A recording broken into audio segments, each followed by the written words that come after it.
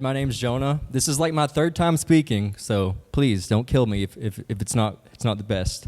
But we've been doing this series called Things Jesus Never Said, right? So we've been showing some memes. Who likes memes? I love memes. I'll look at memes all day long. Well, we're going to show some up here real quick before we start. Deny your neighbor, take up your comfort, and follow your dreams. That sounds right, doesn't it? No, not too good. What else? What else we got? Me trying to find when the Bible says, like and share, and God will bless you. Yeah, that one's never worked for me. I don't know if it's ever worked for you guys, but it hasn't worked for me. I think we got one more. Just follow your heart? False. The heart is deceitful above all things. Follow Jesus. Who likes The Office in here? Anybody? Okay. I hope you guys thought this was funny. If you didn't, don't worry. There's time for you to be saved. It's fine. But we're going to go ahead and get into the message. And tonight, we're going to talk about things Jesus never said again. But we're going to talk about something. It was weird because I led the meeting before service a few weeks ago. And in the meeting, I said this phrase, and I asked people if they've ever heard this phrase. And then Jacob's like, that's strange because that's actually one of the topics that we're going to be talking about soon. Do you want to speak about it? And I was like, oh, okay, sure. So what we're talking about tonight, things Jesus never said, just go do what makes you happy. How many of you guys have heard the phrase, just do what makes you happy? Raise your hand. 3 of you. I actually see everybody's hand, and everybody's heard that. Just do what makes you happy. Well, you'd be surprised, but Jesus never said that. He never said anything like that. But it's weird. The world would have you think opposite. Even people within the church would be like, no, yeah, I'm a Christian, but just do whatever makes you happy. If it makes you feel good, go ahead and just go do it. Well, that's simply not true whatsoever. And we're going to go to the Gospels, which is Matthew, Mark, Luke, and John. If you don't know what that is, it's the first 4 books in the New Testament. If you want to find out anything about Jesus, go right there. You will find it. But before we get in that, everyone in here wants to be happy, right? Like, I'm not saying there's anything wrong with being happy. But everyone in here is chasing happiness, right? Like, you don't want to be miserable all the time, right? Okay. Well, what does it even mean to be happy? Like, you don't have to answer, but just think, to you, what does it mean for you to be happy? And there's a few things that I think of whenever I think, I was thinking in my past experience, what do I want to be happy? And one of those is material things, like clothes. I used to buy clothes all the time. I'm like, oh, I just need, I was looking the other day, I'm like, I haven't bought a t-shirt in I don't know, a month. Maybe I should buy a new one, right? But then again, I buy the t-shirt, and am I any happier? No. Another thing, pleasures and thrills, do something exciting, right? Does that make you guys happy? Does that make you guys happy when you're doing something like, oh, I shouldn't be doing this, but I'm going to do it anyway? It might make you happy for a second, but I promise, you guys have seen it. It doesn't last. Another thing, overconsumption. When I think of overconsumption, I think of social media, right? You're on Facebook and you're scrolling, and before you know it, you've been scrolling for 8 hours, and your day's gone. But you just want to see what's going on in everyone else's life because that makes you happy, right? But does it really make you happy? No, I don't think it does. And the last thing that I could think of is compliments, or for a lot of you guys, likes and follows. I know a lot of you are like, well, if this post doesn't get enough likes, I got to take it down. And I got to keep posting pictures so I got to get those 1,000 followers. I don't need 1,000. I only have 400. I don't want 1,000. Likes, shares, all that's not going to get you anything, okay? And I just wanted to start there. And a lot, Jesus didn't say, go do what makes you happy. He didn't say, go preach whatever makes the people happy. That's not what he said. He also didn't say, like we saw in the meme, affirm yourself and follow your heart. Scripture literally says the heart is deceitful among all things. It will lie to you. And we're going to be in John chapter 8, starting in verse 2. But before we do that, I want to read this one thing for you. And this one This one comes from Matthew 5:3, and it's from the Sermon on the Mount. I'm just going to read this real quick. We're not going to stay here too long, but I just want to read this real quick. So, Matthew chapter 5, starting in verse 3. Blessed are the poor in spirit, for theirs is the kingdom of heaven. Blessed are those who mourn, for they shall be comforted. Blessed are the meek, for they shall inherit the earth. Blessed are those who hunger and thirst for righteousness, for they shall be satisfied. Blessed are those who are merciful, they shall receive mercy. Blessed are the pure in heart, for they shall see God. Blessed are the peacemakers, for they shall be called sons of God. Blessed are those who are persecuted for righteousness' sake, for theirs is the kingdom of heaven. Blessed are you when others revile you and persecute you and utter all kinds of evil against you, falsely on my account. Rejoice and be glad, for your reward is great in heaven, for so they persecuted the prophets who were before you. I'm sure you guys have heard that before. In any of that, did you hear, blessed are those who are happy? Blessed are those who are in a great mood and they're following their dreams. No, none of that was in there. And what else does Jesus say in the book of Matthew later on? In Matthew chapter 16, verse 24, he says, to follow Jesus, you know what you have to do? Deny yourself and take up your cross. That means what you want, not good. Don't do it. What you want to do, it's not good for you. Deny yourself. And we have to do that every day. So that being said, we're going to be in John chapter 8, starting in verse 2. So I'm going to open up there. And I'm pretty sure we just talked about this story not too long ago, but we're going to talk about it again today. And this is one of my favorite stories in the Bible. So I love talking about it. I'm never going to get tired of talking about it. But we're going to look at it in a different way than we've looked at it before. So if you guys want to get there, I'll give you a second. John chapter 8, and we're going to start in verse 2. And it's about a woman who was caught in adultery, right? I think we talked about this maybe a few weeks ago, but we're going to look at it differently tonight. So I'll go ahead and start reading in chapter 8, verse 2. Early in the morning, he came again to the temple. All the people came to him, and he sat down and taught them. The scribes and the Pharisees brought a woman who had been caught in adultery, and placing her in the midst, they said to him, Teacher, this woman has been caught in the act of adultery. Now in the law, Moses commanded us to stone such women. So what do you say? So I'm going to pause there just for a minute. They were trying to trick Jesus, right? Like, Jesus, they didn't like him, first of all, because he's Jesus, and he kind of called them out on a lot of stuff.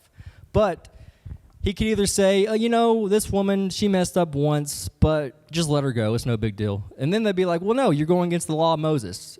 And that's what they had to follow. They had to follow the law of Moses. But then, if he says, yeah, you're right, go ahead and kill her.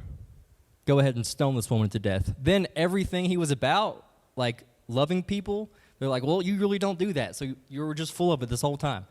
So what would he say to this? Like, how can he get out of this? So we're going to keep reading. We're going to figure out what Jesus said.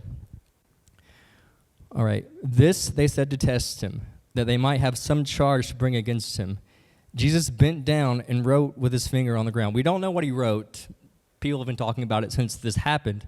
But most likely he probably wrote all the Pharisees that were around him. He was writing down their sins to show them, like, hey, you're going to call this woman out, right? And keep in mind, this woman was probably in this crowd full of people, maybe she half naked. Like, they literally pulled her and brought her out there. Most embarrassing moment of her life. And all this was happening. So just keep that in mind. It is horrible. So Jesus began to write on the ground. And as they continued to ask, he stood up to them and said, let him who was without sin among you be the first to throw a stone at her.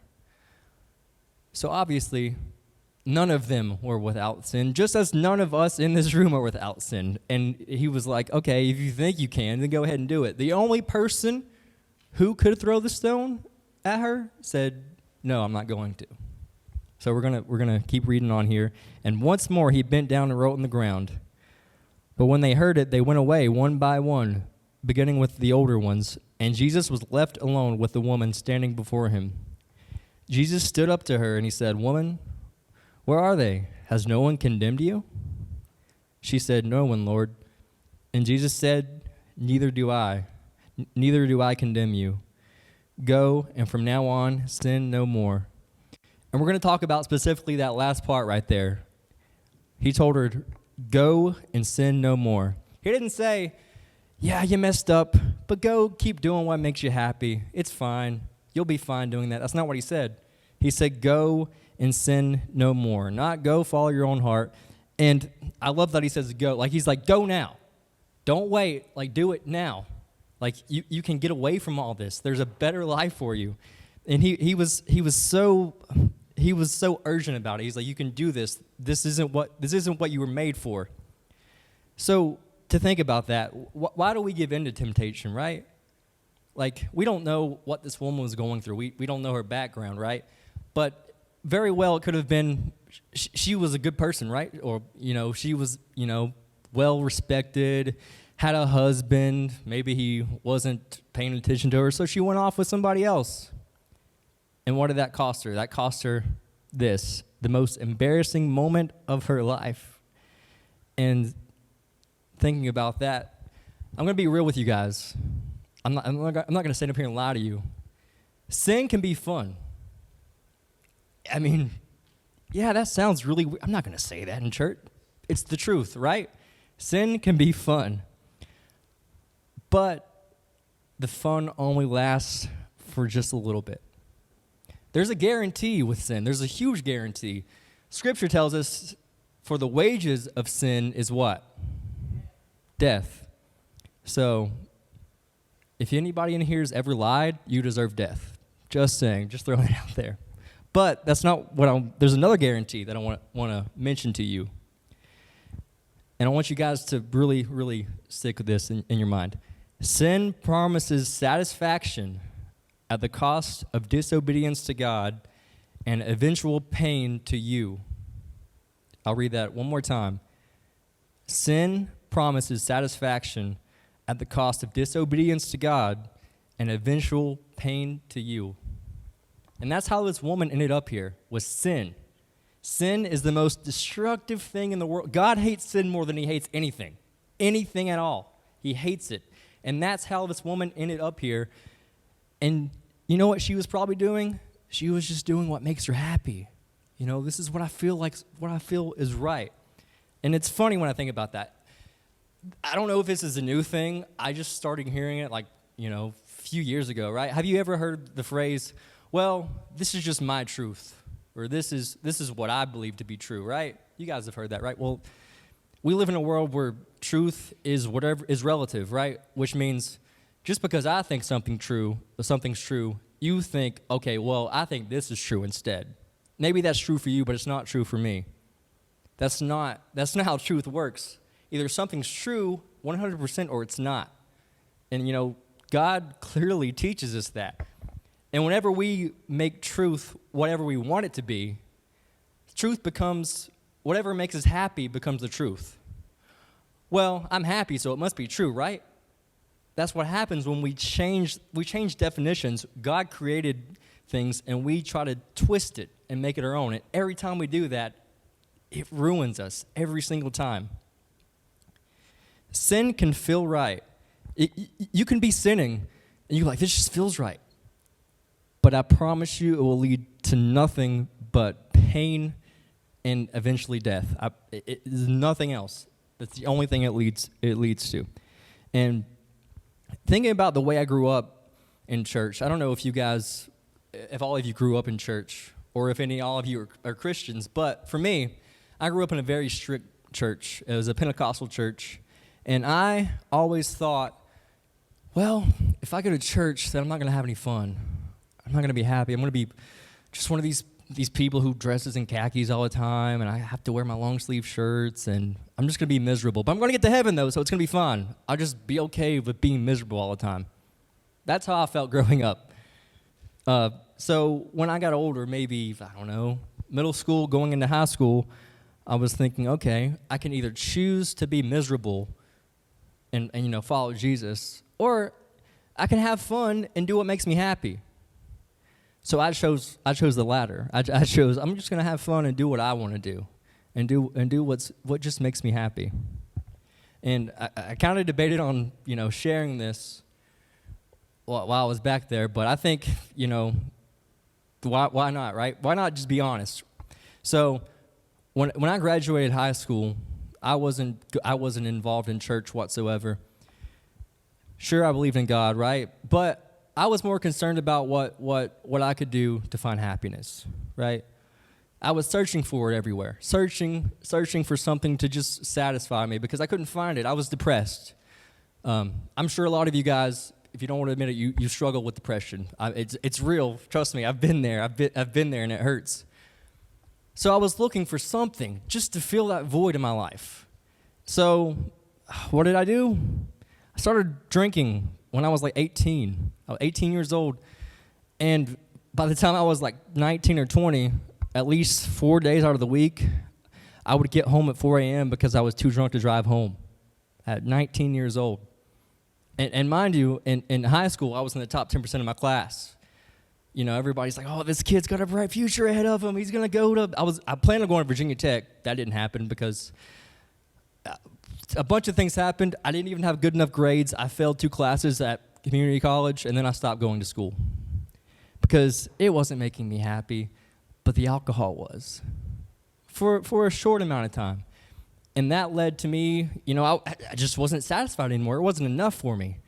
I'm like, I need to find something else to make me happy. So then I tried smoking marijuana, okay? I'm being real with you guys.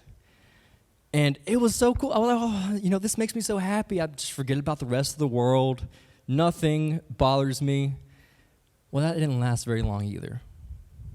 I'm like, well, what else can I do? What else can I do to make myself happy? Like, I just want to find that one thing. So then I'm like, I'm going to make a YouTube channel. I'm funny. I can get views on YouTube. Well, I did that like 3 times, and no one watched anything. And I put so much time into it. I was like, well, this is fun making this, but no one's watching me. I'm not getting the attention I want. Well, that didn't work. Well, what else can I do? Well, no one has to know this. I can, I have lust in my heart. I can just watch porn. No one has to know. I don't have to tell anybody. It can just be my little secret. It's fine. No one has to know. That makes me happy. Until after every time you do it, you almost break down crying because you don't know where you are. You don't know how you got here. And I felt just like this woman did here. She didn't know how she got here. She got there because of sin. That's what happens. Sin promises a little satisfaction, but it eventually leads to pain for you. So here I was, and I'm, all this is going on, and I'm dating Callie, who's sitting here right now. We're engaged now. This is going on while we're dating, and while I'm coming to church here. I started coming to church here in 2016. Well, all this that I just mentioned is still happening. I kept trying to find more things to make me happy. I started collecting movies because I love movies. So I'm like, well, I'll have this big collection, better than anybody. My friends don't have any of these. That don't make me happy. No, it didn't do anything for me. I kept searching for that one thing. But you know why those things didn't work? Those things didn't work because we weren't created for this world.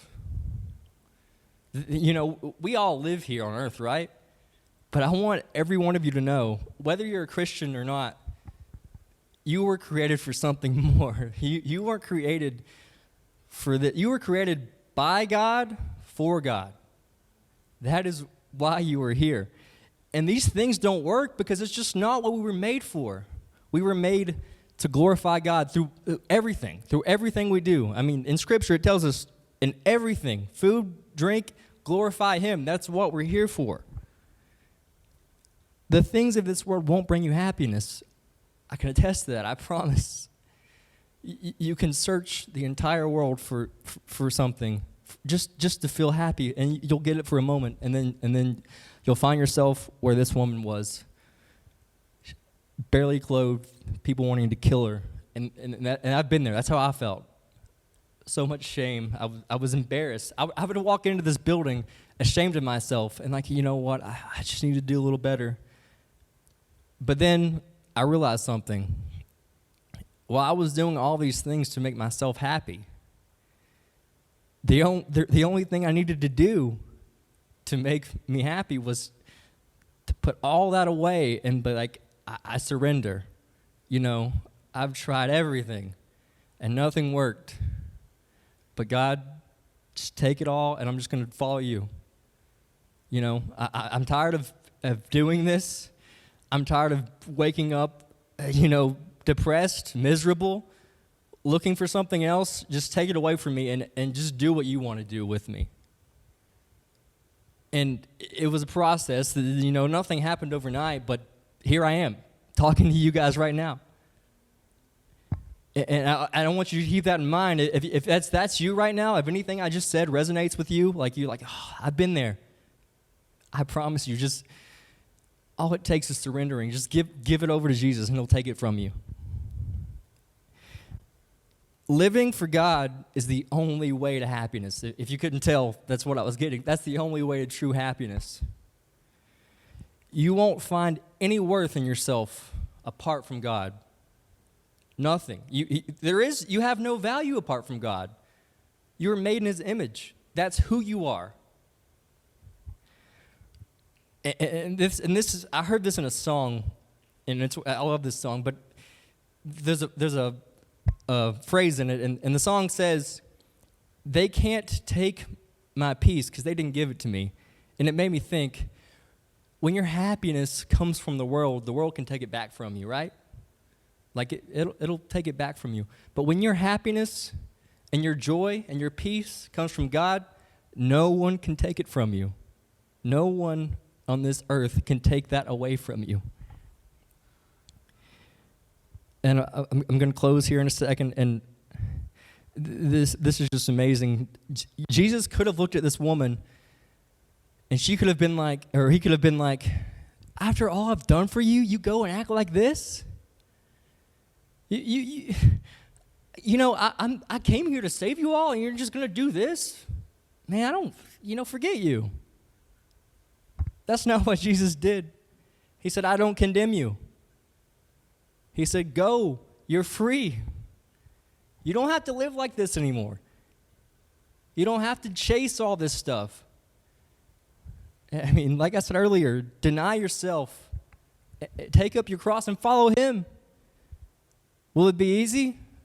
No, it won't be easy. But nothing else matters. Nothing else in this world matters. You guys play sports. You can win state championships. You'll be happy for maybe up to a couple years. Well, then you'll feel something. You'll feel empty from that. It's gone. It's over with. The only thing that ever lasts in this world is God's glory. That's the only thing that ever lasts in this world. Everything else will fade away. Don't look for your happiness in something else, because I promise you, if you look for it anywhere else other than in God, you'll end up falling into sin and ending up in a place where you don't know how you got there. And just to close, if that's where you are, I want you to be hopeful, because I told you where I was, right? And here I am now. If you would have told me 2 years ago I'd be standing up here, I'd be like, you are a crazy person. I would burn to death if I walked on a stage at a church. But no. Jesus died for each and every single one of you in this room. He doesn't care what you've done. He has no interest in what you've done. He wants you to come to him and be like, Jesus, I don't know where to go. I just know that you're the answer to everything. And that's all you have to do to find happiness. I promise you. So Jesus never said go and do what makes you happy. But if you have him and you follow him, you'll have everything you'll ever need.